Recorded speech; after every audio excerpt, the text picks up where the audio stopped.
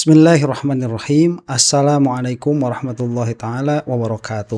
Alhamdulillahirabbil alamin wa sallallahu ala sayyidina Muhammadin wa ala alihi wa sahbihi wasallam. Amma ba'du.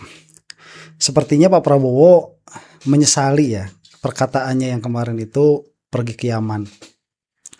Karena sesaat setelah itu ternyata ada semacam permintaan maaf, ada semacam penyegaran legalitas dari pemerintah yang sedang berlaku saat ini, yaitu pemerintahannya rezim Prabowo, kita katakan saja demikian ya, terhadap markas syariahnya Habib Rizik di Megamendung dengan kedatangan salah satu menteri ya di bawah koordinasinya Pak Prabowo. Malah kita tahu ya beberapa waktu yang lalu pergerakan 212 itu kan salah satu pergerakannya juga dalam bidang koperasi. Jadi ini yang datang itu menteri koperasi atau apa begitu ya namanya, saya kurang familiar. Cuman memang ini mungkin berkaitan dengan koperasi merah putih itu. Nah, saya terlepas ya dari pro kontranya koperasi kemudian MBG, terlepas dari pro kontranya itu dulu, yang mau saya tekankan di sini adalah semacam adanya legitimasi, karena menteri ini datang ya sebagai perwakilan dari pemerintah, mestinya demikian.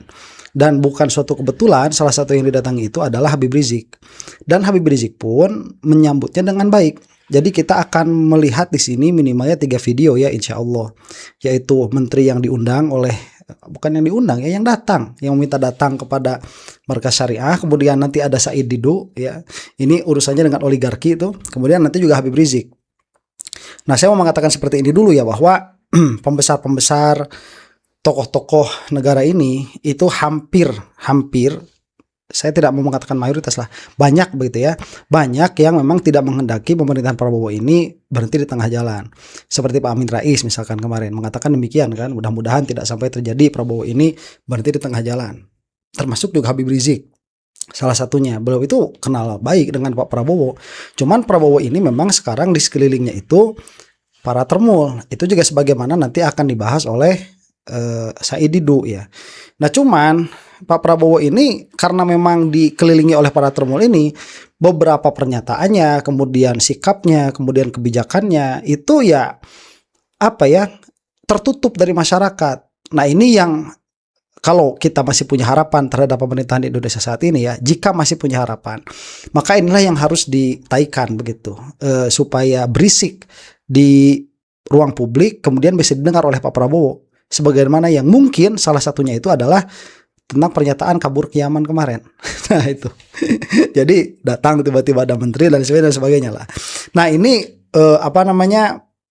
judul besarnya itu adalah upaya Prabowo untuk menyingkirkan oligarki. Itu ya pesan utamanya itu. Nah, sekarang kita akan saksikan dulu lah beberapa saat pernyataan dari menteri yang datang ke markasnya Habib Rizik. Habib Rizik bukan hanya sekedar ulama besar, tetapi juga adalah imam besar kita, pemimpin besar revolusi kita.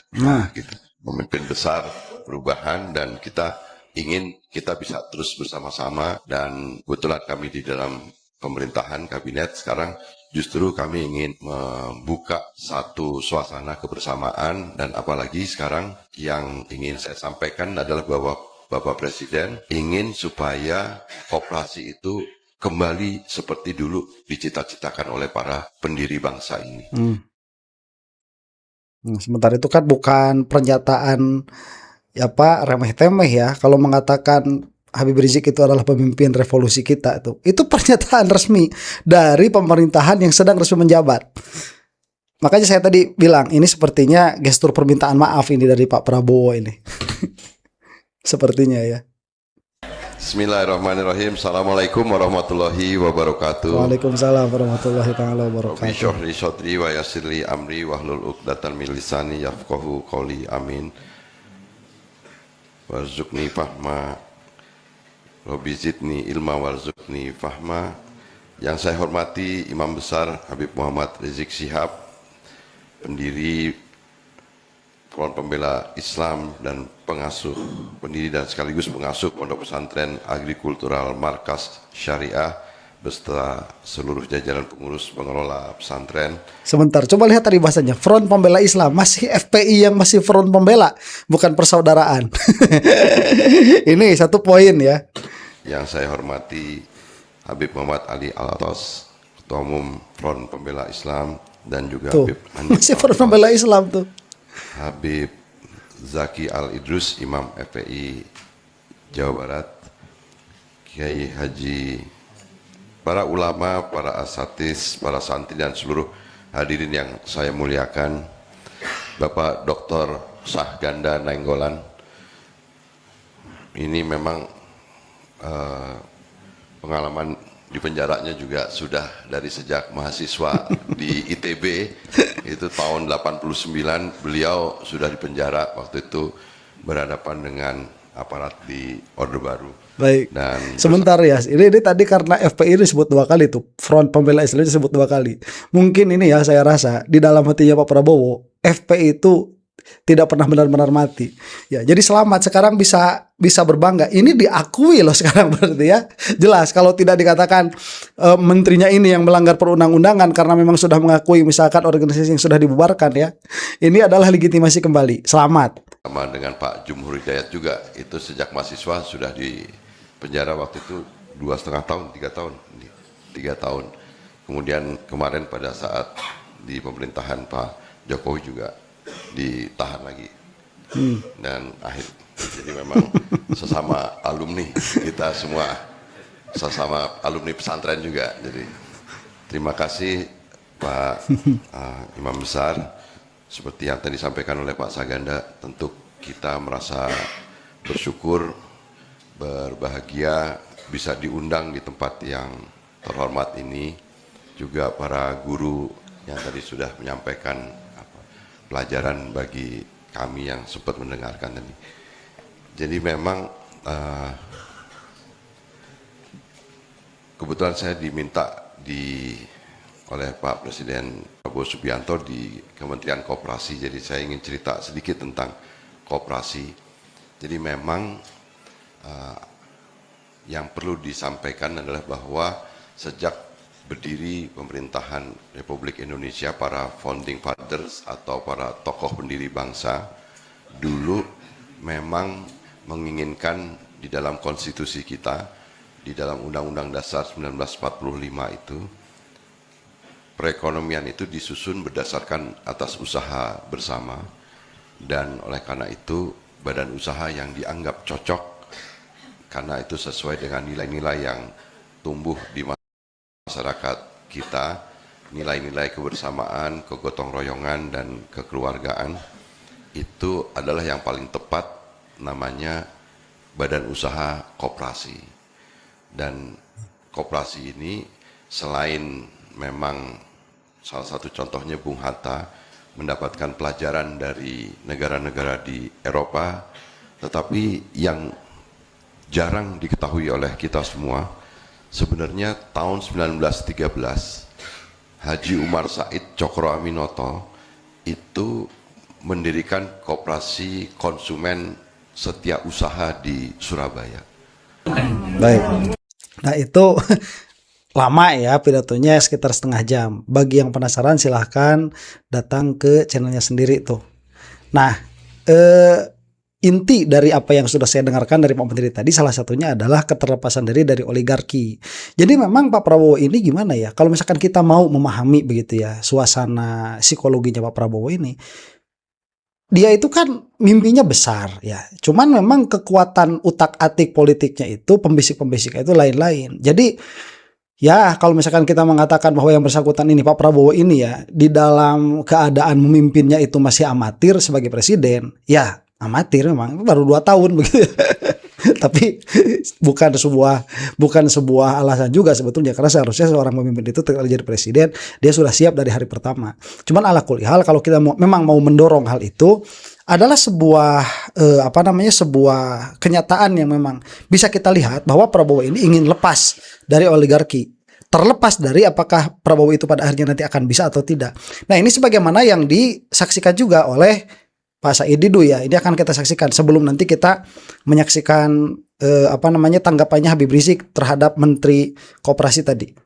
Dan mereka marah semua kepada Prabowo. Mereka marah semua karena politisi busuk berlindung di mereka.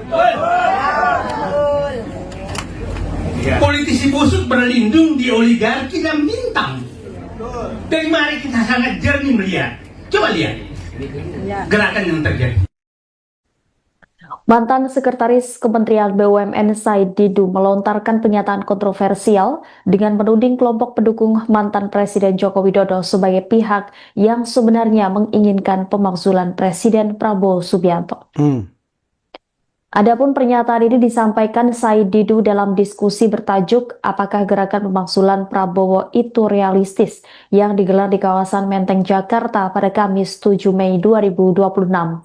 Dalam forum tersebut, Said menilai kelompok yang disebutnya sebagai loyalis Jokowi merasa terganggu karena Prabowo dinilai mulai berani menyentuh kepentingan oligarki dan oknum aparat. Ia juga menuding ada lobi khusus yang menempatkan sejumlah tokoh yang dianggap dekat dengan Jokowi berada di lingkaran kekuasaan Prabowo. Beberapa nama yang disinggung Said Didu diantaranya adalah Kepala Staf Kepresidenan Dudung Abdurrahman dan Penasihat Khusus Presiden Bidang Komunikasi Hasan Nasbi. Selain itu, Said mengaku pernah menyampaikan langsung kekecewaannya kepada Prabowo terkait gaya politik yang dinilainya terlalu banyak kompromi dan berbelok-belok. Menurut Said, posisi Prabowo saat ini sangat krusial karena berada di tengah tekanan besar sehingga harus berani mengambil keputusan ekstrim untuk bertahan secara politik. Betul. Meski begitu, Said Didu tetap mengapresiasi langkah Prabowo dalam menertibkan aset negara melalui tim penertiban kawasan hutan atau PKH. Namun ia mengingatkan program strategis seperti makan bergizi gratis dan hilirisasi rawan dimanfaatkan pihak tertentu untuk menjatuhkan presiden. Sebentar ya. Nah ini tadi ya, diksi yang dipakai oleh pewarta tadi, bagus sekali bahasanya. Pak Said Didu itu mengkritiki Pak Prabowo karena terlalu banyak kompromi dan berkelok-kelok di dalam sikap politiknya. Nah ini yang kita saksikan kan kemarin, silahkan pergi ke Yaman, sekarang ngutus menteri datang ke Habib Rizik begitu. Jadi Pak Prabowo ini sepertinya tidak ingin dibenci oleh salah satu pihak. Yang mana ada saying ya, kalau kamu itu berusaha untuk memuaskan semua pihak, pada akhirnya kamu tidak akan memuaskan satu pihak pun. Nah inilah yang terjadi kepada Pak Prabowo sekarang. Makanya kita sebagai masyarakat itu, kalau mau saya katakan sekali lagi ya, karena banyak juga subscriber saya itu yang sudah apatis terhadap pemerintahnya Pak Prabowo. Kalau mau begitu, dukung Pak Prabowo karena pada akhirnya sebagaimana dikatakan Pak Said Didu nanti begitu ya, yang menginginkan Prabowo lengser adalah pihaknya Jokowi. Itu sudah jelas kok. Sudah jelas karena bagi Prabowo itu, bagi Jokowi itu dua-duanya untung. Prabowo jalan untung, Prabowo di tengah jalan berhenti juga untung. Cuman permasalahannya kalau Prabowo itu nanti ke depan terus begitu ya selama 5 tahun, ini ada kepentingan yang mulai terusik. Siapa? Para oligarki itu. Sebagaimana nanti akan kita saksikan ya. Ini kita teruskan dulu nih Pak Said. Dan mereka marah semua kepada Prabowo. Mereka marah semua karena politisi busuk berlindung di mereka. Betul.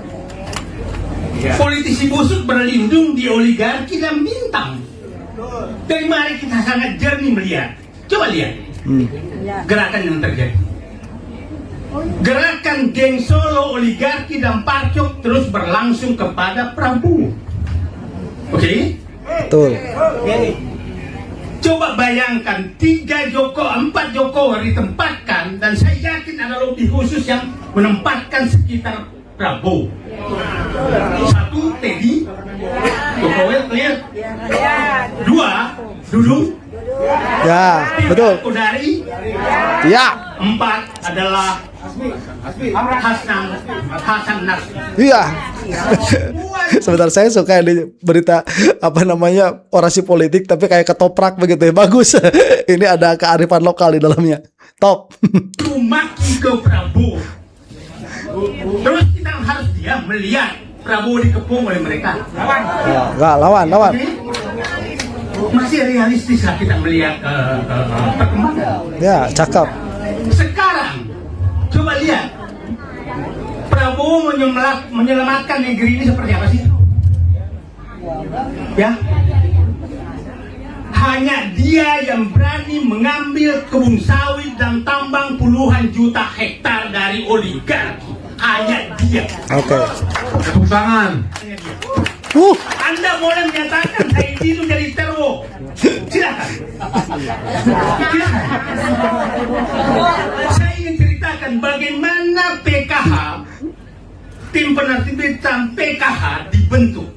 sebentar ya, Pak Prabowo juga memang tidak lepas dari kritik. Cuman untuk saat ini bagi melawan Termul, melawan Jokowi, ya tombaknya Prabowo begitu. Makanya harus didorong. Dibentuk itu oleh Jokowi itu. Tapi apa yang dilakukan Jokowi? Meminta bernegosiasi dengan pemilih untuk dikembalikan. Hasan Nasbi. Tapi saya selalu percaya, siapa ini memang cara Allah untuk membuka semua sekaligus, biar kita perbaiki sekaligus. Ya. Contohlah, Teddy. Ini kena 3 sekaligus masalah. Ya. Pesta ulang tahun di Paris. Terus kita tahu Pak Prabowo, semua orang yang dekat dia dilakukan hal seperti itu. Tapi kenapa tangan Allah membisikkan orang menyiarkan itu? Itu dalam Allah membuka tabir. Ya, yang kedua, saat tiba di Indonesia, bunga ulang tahun TNI bertebaran. Dan 4 bunga pertama itu dari PIK 2. Aguan. Akhirnya kebuka, oh ternyata Aguan sekarang jalurnya itu. Ya kan? Yang ketiga, Amin Rais keluar. Nah, Ya. iya. Artinya, mungkin saja Allah sedang membuka semua. Siapa yang sekitar Prabowo yang sudah melakukan pengkhianatan untuk menjatuhkan dia karena untuk melawan oligarki dan bintang-bintang oligarki. Jadi saya katakan, Prabowo bisa menyelamatkan Indonesia apabila tim PKH berjalan dengan baik dan mengambil alih semua itu dan kembalikan ke negara. Itu satu-satunya pintu yang paling gampang dan itu bisa pengaruh. Baik, sebentar, itu adalah optimisme dari Pak Said Didu ya. Jadi Anda yang mau setuju ya silahkan, yang tidak ya silahkan. Cuman bagi yang tidak, ingat-ingat ya bahwa salah satu keinginan Jokowi itu Prabowo lengser. Itu. Jadi kalau misalkan Anda itu antitesanya Jokowi tetapi menginginkan Prabowo lungsur turun di tengah jalan begitu, lengser di tengah jalan, ya pada akhirnya Termul juga pada akhirnya dalam satu sisi begitu ya. Akan orang ini menjatuhkan Prabowo itu juga gembira melihat, oh kumpul mereka musuh Prabowo. Jadi kita dijadikan bemper untuk menghantam Prabowo. Itu. Sebenarnya dia menunggu itu jatuh dan dia ambil alih. Nah, Clear begitu. Clear, jangan. Bukan saya membela, saya ketemu Prabowo, saya bilang Pak Prabowo, saya percaya niat Bapak, tapi saya frustrasi dengan cara Bapak. ini yang dimaksud. Dan saya bisa gila dengan cara Bapak terlalu berbelok-belok. Nah, Nah, terus saya sampaikan benar, Pak Prabowo, Bapak Presiden, Bapak sudah di titik to kill or to be killed. Mantap. Nah, karena saya tidak punya harapan selain ya orang nyatakan masih percaya sama dia. Terus saya harus percaya sama siapa? Karena dia buktikan itu. Dia buktikan, dia ambil alih semua. Nah, Bapak dan Ibu tahu apa yang terjadi dengan fiskal sekarang. Presiden yang melakukan itu. Dan mereka marah semua kepada Prabowo. Mereka sudah tadi. marah semua. Karena politisi busuk berlindung di mereka. Politisi busuk berlindung di oligarki dan bintang. Dari mana kita sangat jernih melihat. Coba lihat gerakan yang terjadi. Gerakan geng Solo, oligarki dan Parcok terus berlangsung kepada Prabowo. ya. Oke? Coba bayangkan 4 Jokowi ditempatkan, dan saya yakin ada lobby khusus yang menempatkan sekitar Prabowo. 1 Teddy Jokowi, clear. 2 Dudung. 3 Kodari. 4 adalah Hasan Nasri. Ya. Semenjak Sebentar, ya ini nanti apa namanya sebelum Habib Rizik ya. Jadi pilihan realistis begitu. Ini satu dulu, sumber masalahnya dulu. Jadi Jokowi, kronik-kroninya itu yang di belakangnya, termasuk juga orang-orang parasit-parasit yang nempel sama Jokowi, baik para termul dengan jabatan atau termul tanpa jabatan, itu adalah virus. Jadi virusnya dulu harus dihilangkan. Nah, nanti setelah virus dihilangkan baru kita menyehatkan. Lah bagaimana kita itu mau menyehatkan kalau penyakitnya saja masih ada, dan penyakit Indonesia itu sekarang saat ini sampai detik ini begitu ya, itu adalah Jokowi dan konco-koncone. Nah, jadi pilihan paling realistis memang bukan pilihan ideal, ini pilihan paling realistis.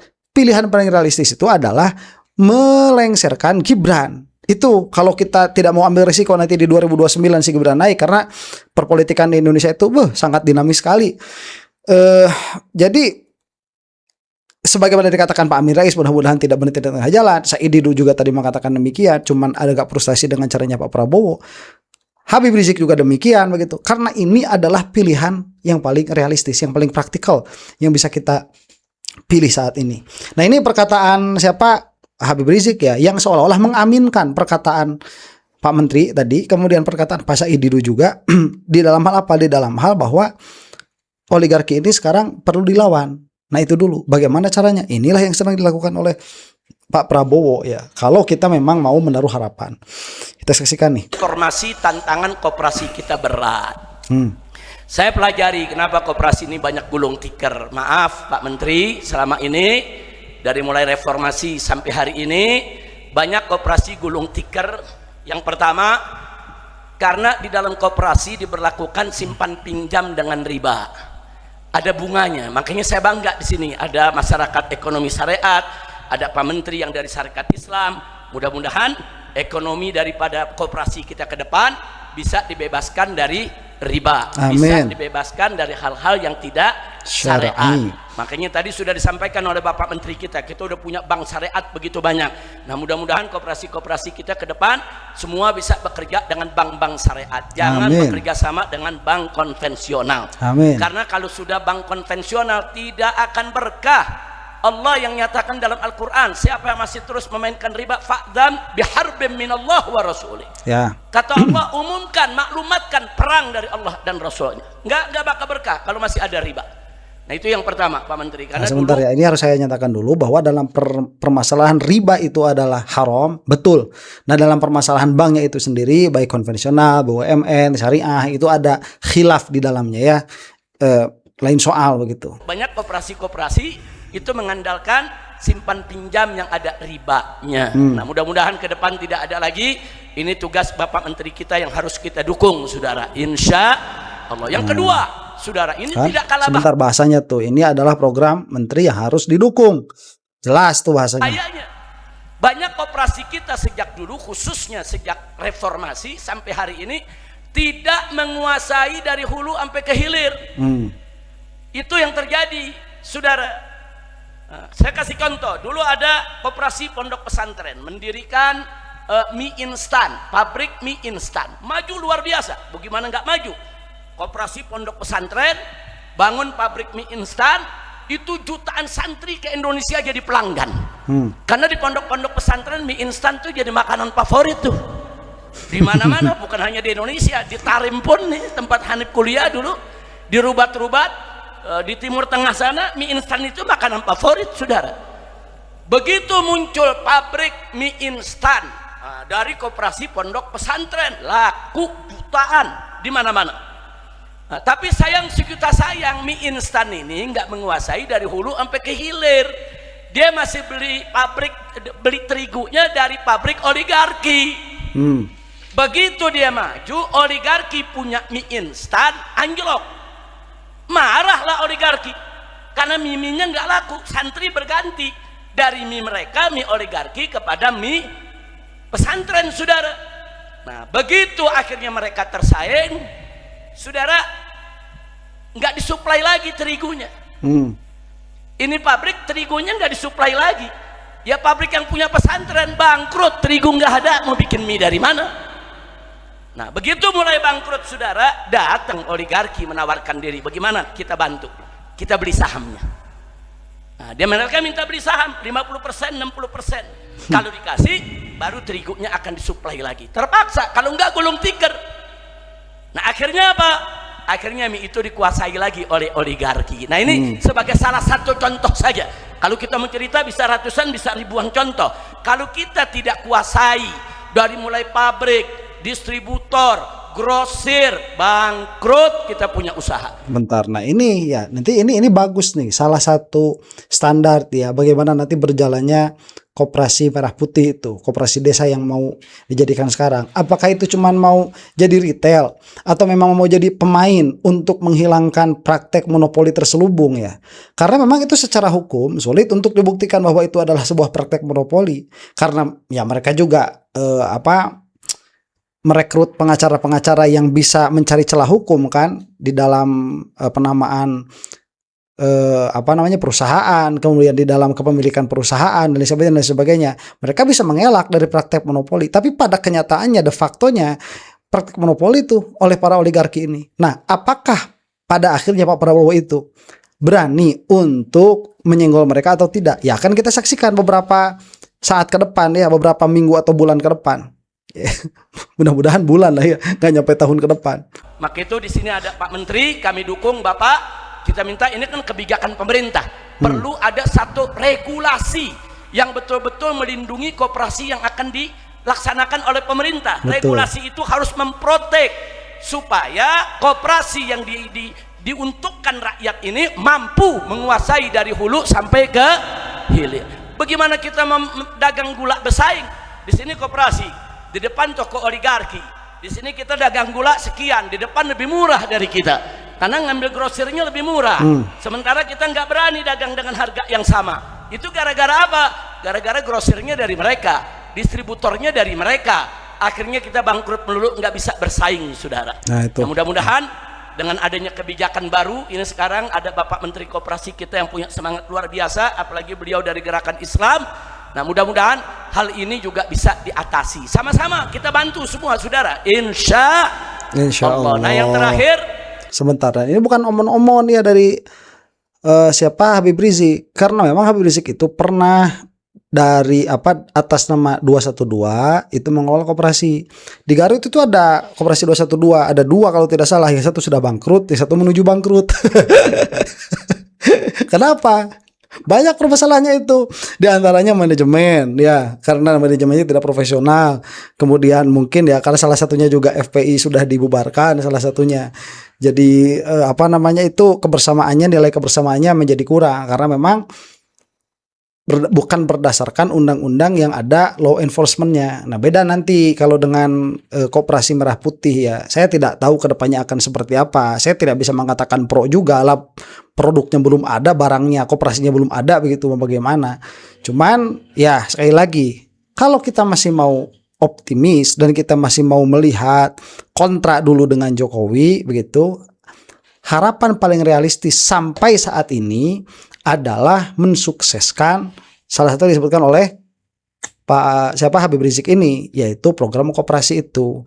Nah, makanya orang-orang yang cerdas cobalah daftar begitu ya, demi kemajuan, daftar untuk menjadi pengurus demi kemajuan negara kita, dan kita akan bisa melihat bagaimana langkah ke depan begitu.